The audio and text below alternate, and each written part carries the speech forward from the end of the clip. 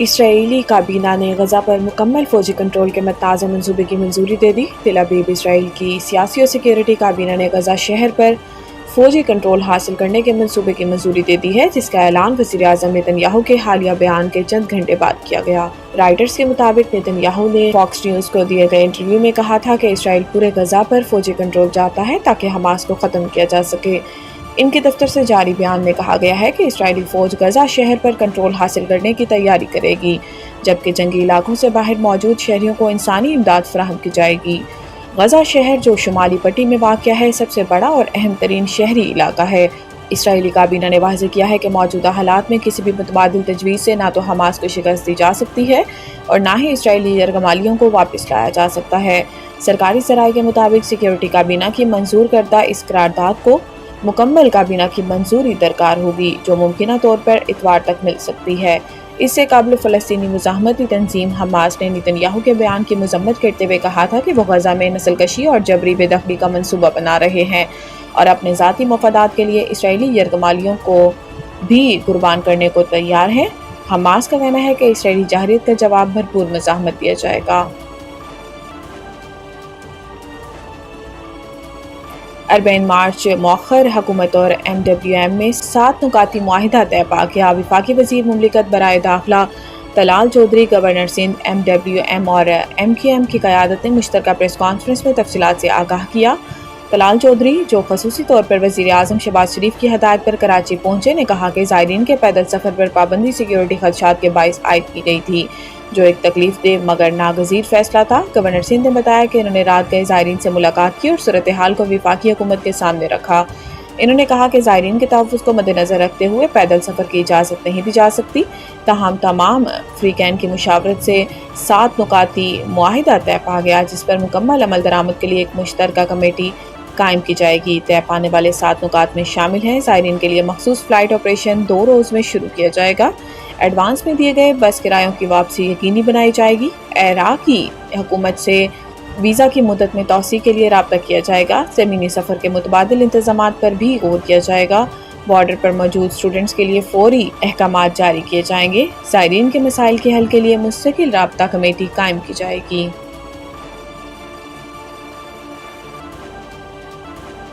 قوم کے hero major طفیل محمد شہید نشان حیدر کو سلام۔ صدر اور وزیر اعظم کے پیغامات۔ صدر مملکت آصف علی زرداری اور وزیر اعظم محمد شہباز شریف نے پاکستان کے ہیرو میجر طفیل محمد شہید نشان حیدر کو ان کے 67ویں یوم شہادت پر زبردست خراج عقیدت پیش کیا۔ اپنے الگ الگ پیغامات میں دونوں رہنماؤں نے کہا کہ آج سے 67 برس قبل میجر طفیل محمد نے دشمن کے خلاف بہادری سے لڑتے ہوئے مادر وطن پر اپنی جان قربان کی۔ صدر مملکت نے کہا کہ پوری قوم میجر طفیل محمد شہید کی قربانی اور بہادری کو سلام پیش کرتی ہے۔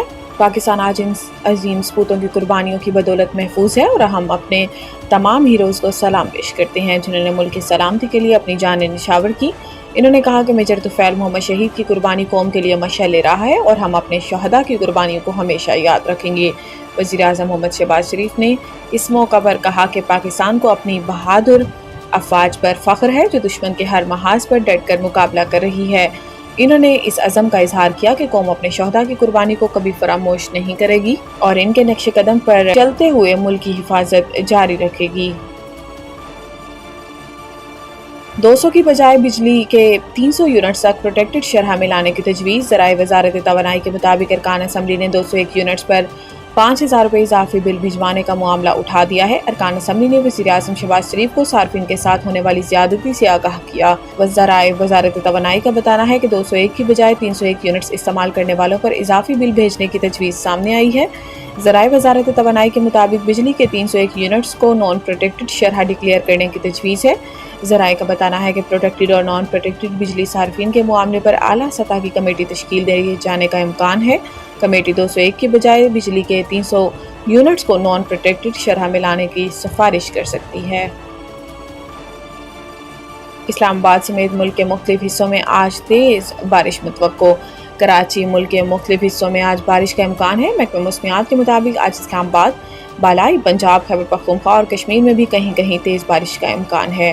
محکمہ موسمیات کا کہنا ہے کہ کراچی سمیت سندھ کے ساحلی علاقوں میں مطلع جزوی ابر آلود رہنے کے امکانات بھی ہیں اور چند مقامات پر ہلکی ہلکی بارش یا بوندہ کا امکان ہے۔ ترجمان پنجاب PDM پنجاب نے کہا ہے کہ آئندہ 24 گھنٹوں میں پنجاب کے بیشتر اضلاع میں بارش متوقع ہے۔ ترجمان PDM کے مطابق تربیلا، کالا باغ، چشمہ اور تونسا کے مقام پر پانی کا بہاؤ نارمل ہے۔ تربیلا ڈیم 96% اور منگلا ڈیم 62% تک بھر چکا ہے۔